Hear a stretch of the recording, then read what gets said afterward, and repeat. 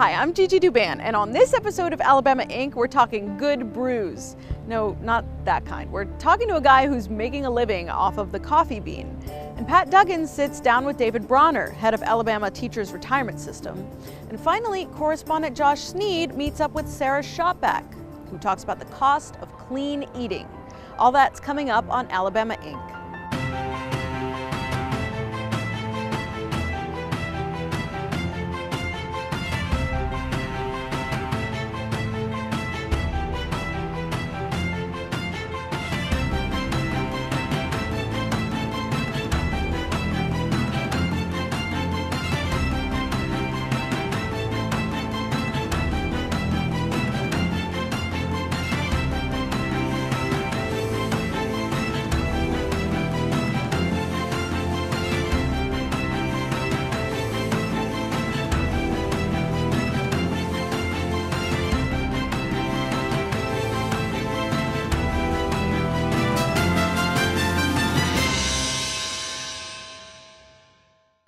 Coffee and ice cream, coffee and cupcakes, coffee and beer. Where don't you find this stuff these days?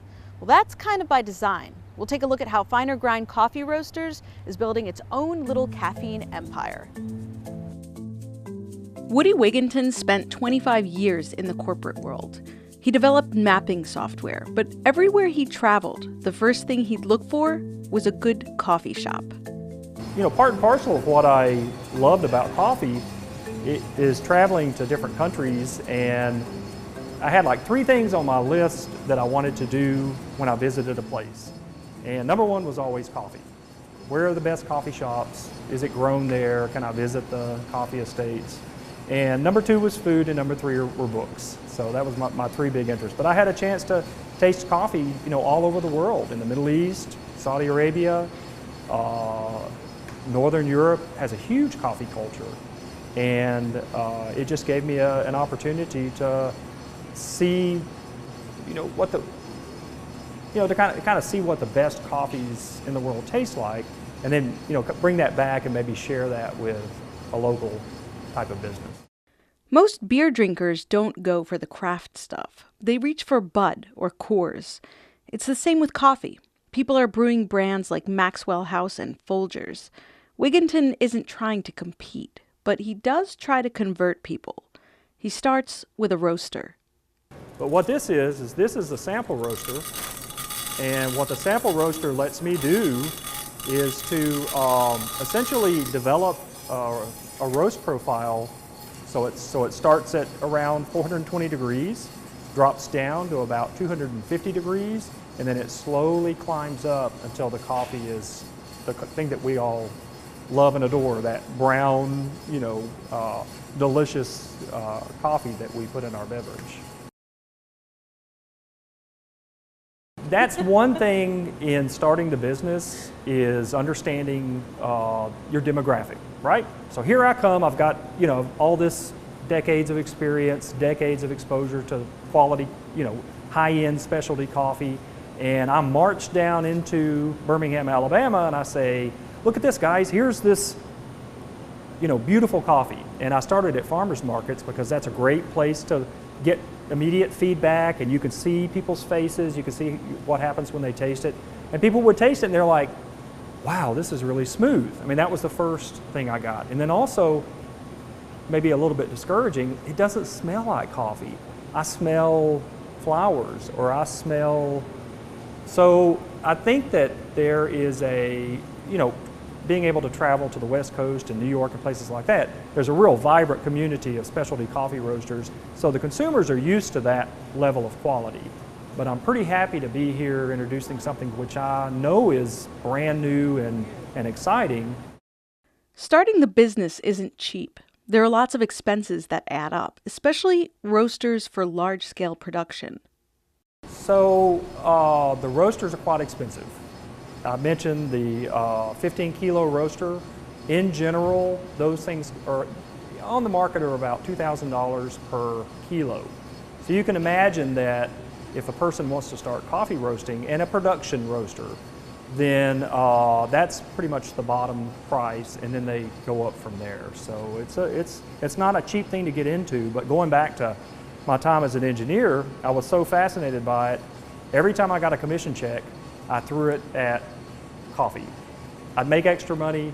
So I bought a production roaster well before I started the business because I wanted to have that knowledge. And there's no other way to really get the knowledge about roasting coffee professionally without making that investment.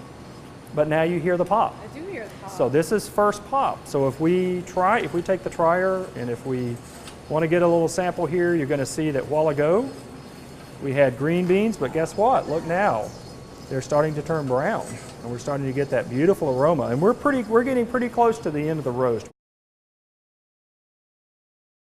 Again, what we're trying to do is we're trying to take the liquid, and we want to aspirate it so that it sprays up into your palate, up into your nasal cavity.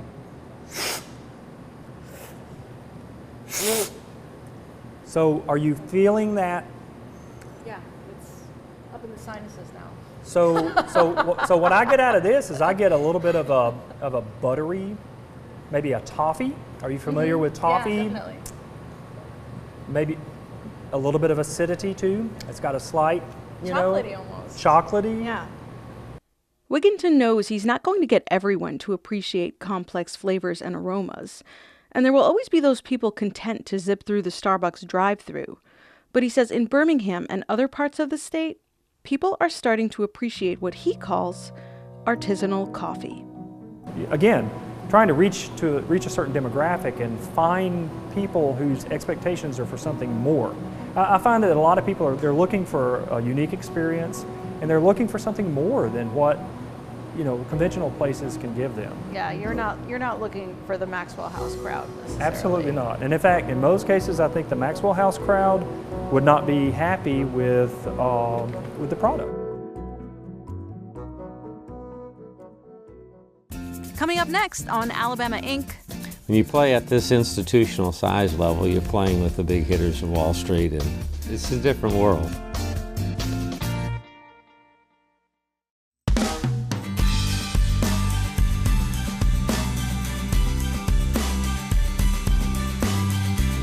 Okay, what does Donald Trump, a 600-pound moon pie, and golf have in common?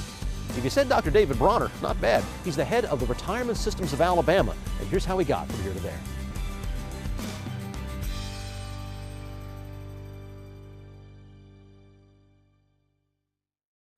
Before we started taping, we were talking about the situation on Wall Street and what 2007 I guess is when the recession started for us, and to be in the investment business during the past few years has been a little bit challenging. But how is RSA doing right now? Oh, it's fantastic. I mean, we basically, last year was one of our best years ever. We made over 18%, and we've made over 9.5% the last 3 years. So we had a catastrophe like everybody else, especially in 2008 and 2009. But we're actually back up to the same level of assets we had in 2007. So when you lose a couple $1 billion each year, you have to work hard to get it back. So we're back up to about $30 billion roughly. Far cry, I guess, from the days when you were the assistant dean of the law school at the University of Alabama. When I came here, we had $500 million. Yeah. What got you out of academia and into the world of investing? Well, it's a little bit more action-orientated in my world than at the university. You can teach and motivate students, but at the same time, you're playing. When you play at this institutional size level, you're playing with the big hitters of Wall Street, and they operate fundamentally. They operate 24/7. So we've done deals during Sunday afternoon football. We've done deals on Monday afternoon or Tuesday. So it's a different world. So you get to meet people like Donald Trump. Whether you like him or hate him, he's still one of the best self-promoters I've ever seen in my life. And you have the opportunity to be involved in creating things. What got you into golf courses, of all things to invest in? Why that? Well, that was a pretty, basically what happened was in the mid-1980s, actually in October of '87, I can tell you the exact date, the stock market crashed. And it came back subsequently within a matter of months, and we were the big player 2 or 3 days after it came back. And if you'd have tried the same thing in 2008, you'd have had your head handed to you for 2 or 3 years. But so times are different. But back then what happened was we lost a lot of money in the stock market because we were a captive totally of Wall Street. And what I was looking for after that was to take about 10% of our money and invest it in the state of Alabama to make sure that if we had another crisis on Wall Street that I didn't sit there with, run it all the way up, run it all the way back, run it all the way up again. So that we have some real tangible assets in Alabama. And it wasn't shortly thereafter that we, invested in Mercedes, and we were the big investor in that of $100 million. To bring the auto industry to the state, and subsequently the auto industry was, is our primo industry in the state, I'll put it that way. Well, at about the same time, I was trying to divert tourists. Tourists in the 80s and the 90s, you could see it was very evident. If you look from basically New York out to the Dakotas, what happened was that they were traveling by car to Florida. So you had like an hourglass. All these people would come down and they'd either go through Alabama or they'd go through Georgia. And my idea was, can I divert them? Can I divert them for a day? Can I divert them for overnight? Can I do anything to get them to stop here? And with the climate and everything, and Alabama at that time was ranked, I believe, 49th in America for golf, we moved it to really in the top 1 or 2 in the United States. And we've taken tourism since we started the whole project. 20 years ago, tourism was a $1.8 billion industry in the state of Alabama. Tourism today in 2013 is a $10.7 billion industry. So roughly $8 billion more a year is coming into the state because of tourism. I've had politicians, I had one in Birmingham when we did the golf trail up there. Literally, before I'd go to the golf trail to the cities, I would make the local chamber or the business development group, and this is the Greater Birmingham Development Group, send me a letter of invitation, so I'm just not, if I'm going to step on people's toes coming in. Obviously, when you invest any place, somebody doesn't like it. You got to remember that, because they like it the way it is, because somebody's getting paid. So I told them, I says, so he calls me up and he's just raising Cain on the phone, dog cussing me, just raising hell with me. And I said, let me pull this piece of paper out. And I look at this piece of paper and I said, you're the one that signed the letter. He says, well, I didn't think you'd do it, just because his son had a golf course there. So, but I mean, that's always conflict. I mean, you're going to have, if you don't have conflict in leadership, you don't have any leadership usually. There was a report that came out of the Birmingham News late 2011 that took a look at about like 10 years worth of RSA investments, and there were complaints that the returns were not all that great. There were a lot of calls for, well, maybe we should have new leadership at RSA, that sort of thing. How tough are those reports to take? I mean, they were legitimate. I mean, the problem is if you take anything on Wall Street and take a certain time frame, it either looks good or bad. The problem that they'd always use is the 5 and 10 year stuff, and when you include the 5 or 10 year stuff, you're including 2008 and 2009, which we lost $4 billion a year at, as did all the other pension funds in America. The difference was that a lot of our stuff on the real estate side, for example, the hotels, didn't really start making money until about 2 years ago. If I build a downtown hotel, I know what I'm doing, but I know I'm going to lose money for roughly 4 years, because a downtown hotel is a convention hotel. You or I or anybody with any sense is not going to book your convention into a hotel that isn't even existing yet, much less you're not going to go inspect it. So traditionally, certain investments, you have a lead time that is a loss. And so, the hotels hurt us there during that little period of time of 2 or 3 years, and now they're doing fantastic. I mean, you have the #1 Marriott in all of North America located in Alabama. I mean, that's just mind-boggling. And you have literally the top 3 out of the top 5 Marriotts in the whole United States in Alabama. So those things will pay off as time goes, and they're already paying off nicely. Each year, the profitability is, the last 3 years have been fantastic. Dr. Bronner, thank you so much. Okay, I appreciate it. Coming up next on Alabama Inc. Black peppercorns, $6. How do you keep gas in your car?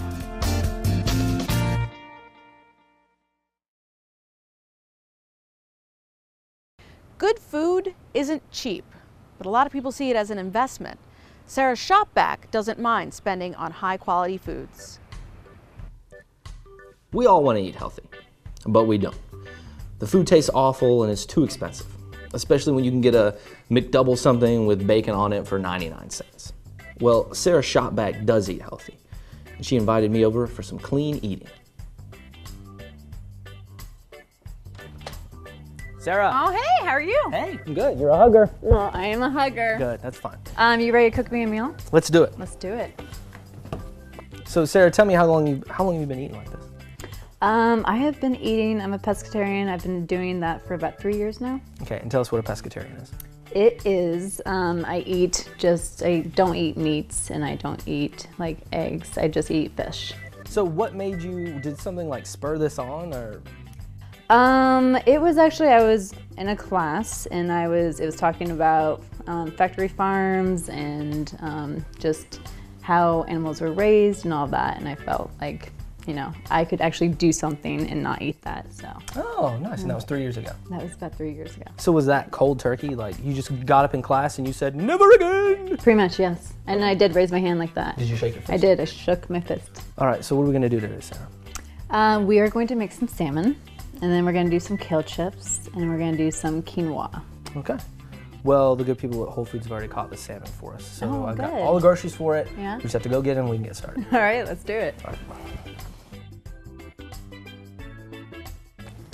Well, thanks for letting me come out here. Since you just had 2 bags. Well, really I wanted appreciate you to be that. a witness to me walking up these Oh. safety hazard stairs in case I fall and hurt myself and need a witness. All right, Sarah, we've got all the ingredients. Let's take everything out and see what we got. All right, let's see. Yeah, I want to be in charge of the receipt. Okay, here. There you go. Thank you. We Let's got see what some we're nice feta cheese. Feta cheese, that was like $8. Yeah, there you go. You paid for it, so I don't really care. No big deal for you, right? Yeah. Black peppercorns, $6 Yeah. for pepper. Yeah. How do you keep? That's organic. That's okay. That was 8, and that was 6. So $14. How do you keep gas in your car We got wild salmon. Wild Which is salmon. definitely key. as opposed to farm raised? Yes. What's the difference? Farm raised has tons of antibiotics and pesticides in it. So you kind of want to stay clear of farm raised salmon. Ooh. So most grocery stores carry farm raised. Yes, most grocery stores, that. But So wild is a little more expensive. it is more expensive, but on health reasons, you definitely want to go that way. All right. So overall, we spent like over $50 for this one. That's a lot for.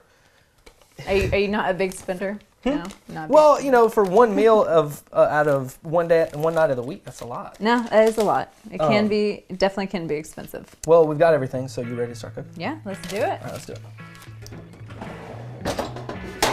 Here you go. There you go. Got it. All right. So when you go out, health food, do you find there's like fewer options and it's a little more expensive? It is a little bit more expensive. There are some fewer options, but I mean, you just make it work.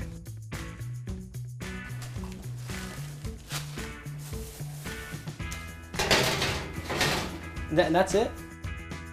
Okay, so Sarah, you're a nurse. Did that have any influence over you choosing to eat this way?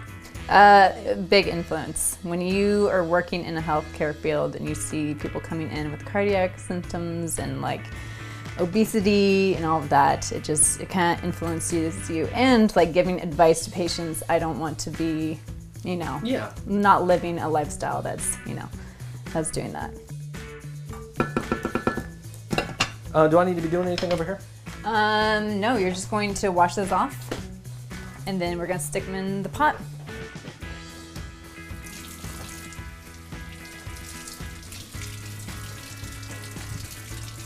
Lost one.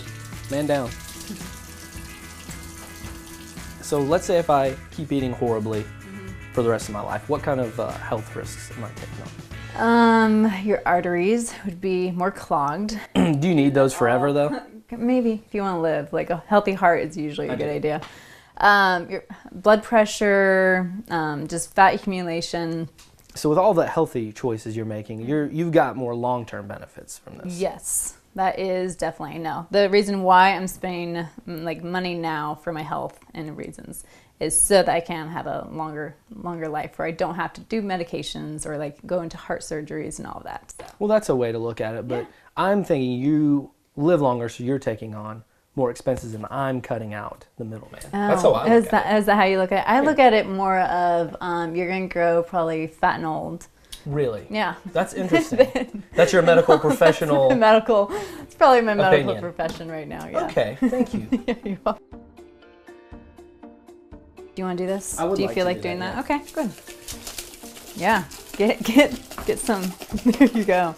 So when you're making your meals, is the salmon usually the priciest thing that you're...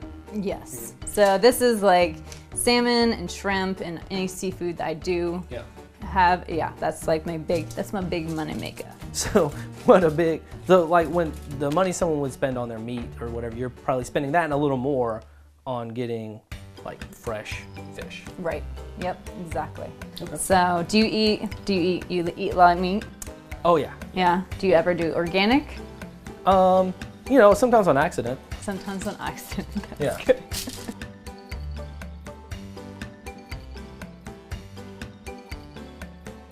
All right. Time to eat. Yeah.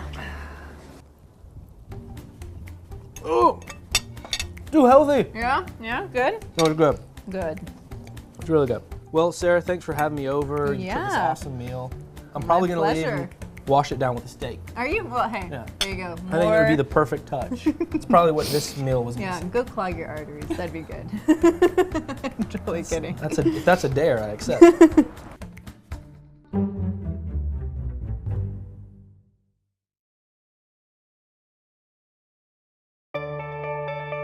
That's our show for this week. Be sure to follow us on Facebook and Twitter. Check out the stories we're working on and tell us what you think.